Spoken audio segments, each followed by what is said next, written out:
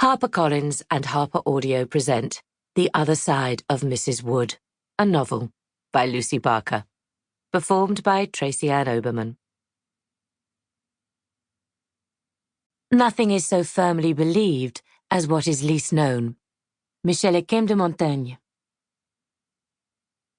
While inspired by a true story, most of what follows is imagined, although exactly how much, who can tell? Excerpt from the editor's column, Magnus Claw, Spiritual Times, 30th of January, 1873.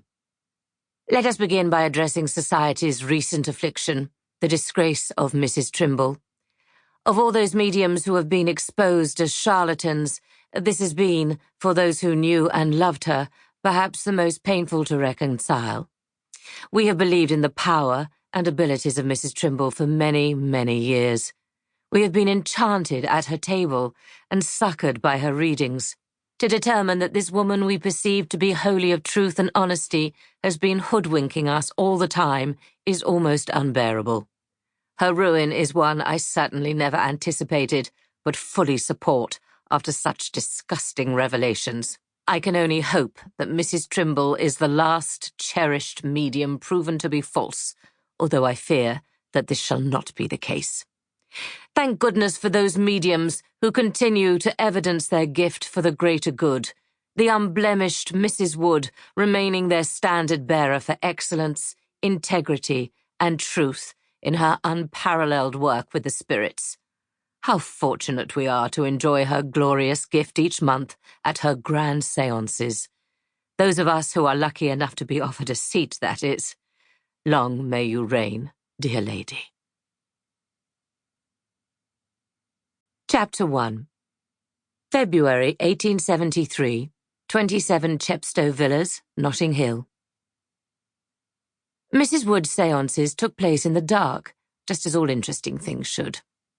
That evening, as the last candle wavered on the sideboard in the smart Notting Hill villa, London's most influential and affluent believers held their breath. In a few moments, the corridor to the other side would open, and any one of their desperately missed beloveds might make their way through. Taffeta shifted, and bracelets shivered amidst a flurry of cleared throats, but the great medium Mrs. Wood was in no hurry. She sat calmly in her ornate chair before them all, her flickering shadow cast long against the closed shutters of the bay window behind. She drew in a long, slow breath, her eyes moving easily over the faces turned expectantly back. She was their sun, and they were her blooms. There were, as usual, 24 guests, poised for an evening of spirit and spectacle. Most were patrons, their gems signalling to her in the gloom.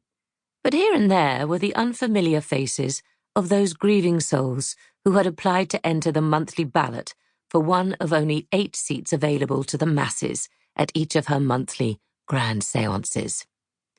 Tonight, Mrs. Wood looked for those carefully selected 8 for whom she had tailored the evening.